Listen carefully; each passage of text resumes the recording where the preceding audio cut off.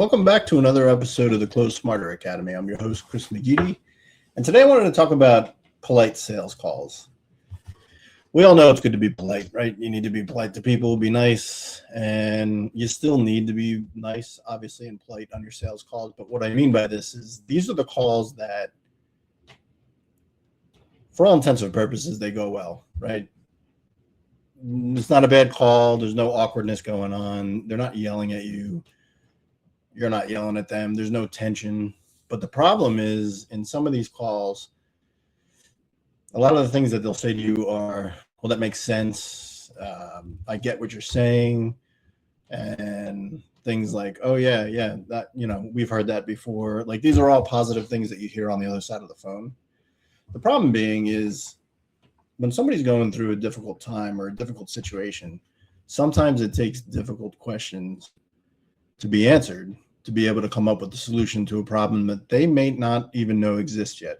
And I say this a lot, right? You can't solve a problem you don't know exists. So it's our job to find out, one, if there's a problem, and then we find out after that if we can go ahead and create a solution for it, or at least create them an outlet to go find the solution for the problem they just found out they had, which sounds funny to say out loud, right? But some people, when they call, they don't know that they have a problem. So to begin with, we need to diagnose and find out that there's a problem.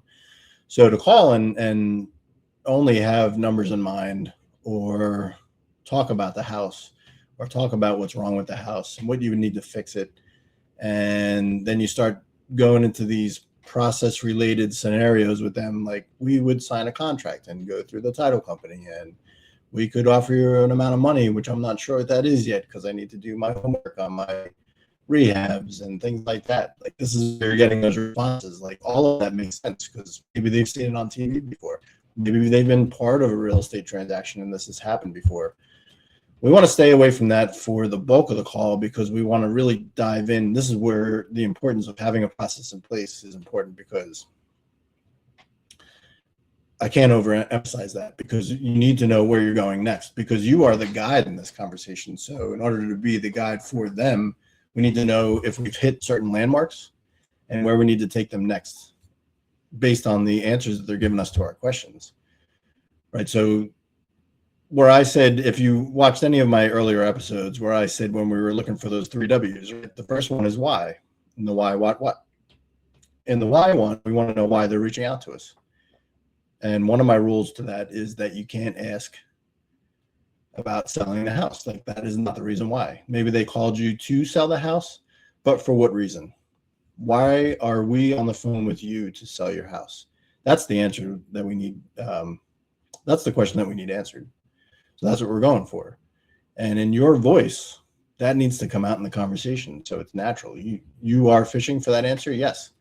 But you have to genuinely, you have to genuinely care what the answer is. But you have to find out what that is, because we need to know if there is a problem to solve. And if it's a simple problem, if it's a difficult problem, do we need to dig into this a little bit more based on what they tell you?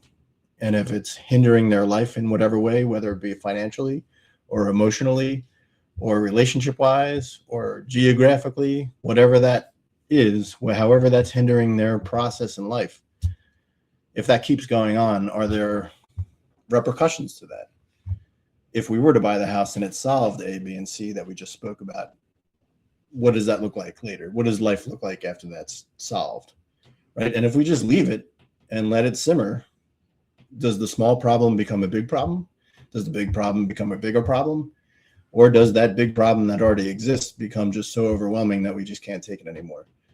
This is where we want to avoid having them climb that ladder of a small problem to a big problem, or a big problem to who knows what. And we see everything in between, especially in this industry, because we're not just taking calls from people that want to save real estate commissions. We're talking to people that actually have real, true life problems going on, and we're in that to help them solve it. We're not necessarily the ones to solve the problems for them. That might sound weird because we are the problem solvers, but this has to be a collaboration. We're solving it with them, which is why we have to be as inquisitive as we can be. And it may seem, if you haven't done this before, it may seem like you're being intrusive. Honestly, it did to me when I started out. And here's the funny thing. I had to do this when I was in the firehouse, especially on ambulance calls. You have to ask the difficult questions. And when I transferred my mindset from the firehouse then over to real estate, for some reason that didn't come with me, because I did feel bad about being intrusive into these people's personal lives and asking questions that were a little bit deeper than surface level, which now that I look back on was pretty funny, but it's all mindset. So that's really my message for today. There's really no course material in this. It's just some things that I've been hearing on some of my coaching calls lately. It reminds me from back when I started and would get on the call and just really would not dig deeper into problems. And I was too polite on the phone. I wanted to be that nice guy that people wanted to work with. It's like, he's a nice enough guy, we should be able to work with him. But when you start challenging people on problems that they have and they open up to you, that's when the true rapport is built. You can build surface level rapport by being polite and asking those questions like, hey, how was your day today? You went, we had to delay our call because your kid had a soccer game. How was the game? Did they win? Like, sure, we're going to ask those questions anyway. We're all going to ask those questions. We're still human. But then let's get down to business and find out, why we're talking. Let me help you the best I can. I have the resources possibly to do that. So let's find out what the true problem is so that I can actually put a solution to it. And when I think back to my ambulance days, like this could be somebody, and we had this a lot, there's a lot of stubborn people out there. And you get to maybe the wife calls and the husband's been having chest pains all day, which seems like an obvious move. Next would be go to the hospital, right? And especially if we went through the trouble of calling an ambulance. But you'd be surprised with how many people you go and you sit in their living room or you're standing in front of them asking them questions. And like, I'll be fine. And if we were polite, this is where I said I didn't marry the two in the past, but once I did, it opened my whole world for me in sales because it was just like that. And once I started treating my sales calls like my old ambulance calls or fire scenes that I was pulling up on, it just made sales that much easier for me because I had already been doing this for 20 years and treated it like I had never done it before. So if I was nice in front of that guy that was having chest pains, I'd be like, you know what, that happens to me a lot. When I eat spicy foods, I get a lot of chest pains. So, maybe just sleep on it tonight and see what happens tomorrow. How many patients would I have lost if that happened? I want to take that stubborn person and I want to sit down with them and I want to lay out what the possible outcomes of this, of just leaving this. Like, this is a serious problem. You feel this, which is surface level, right? I feel pain right now. I feel pain in my chest. Well, is the pain radiating? Where else do you feel it? How long have you been feeling it? How long has it been so painful that you can't stand up without grunting or grimacing or doing one of these right when you're getting out of your chair? How long has that been happening? Because that's more than just pain.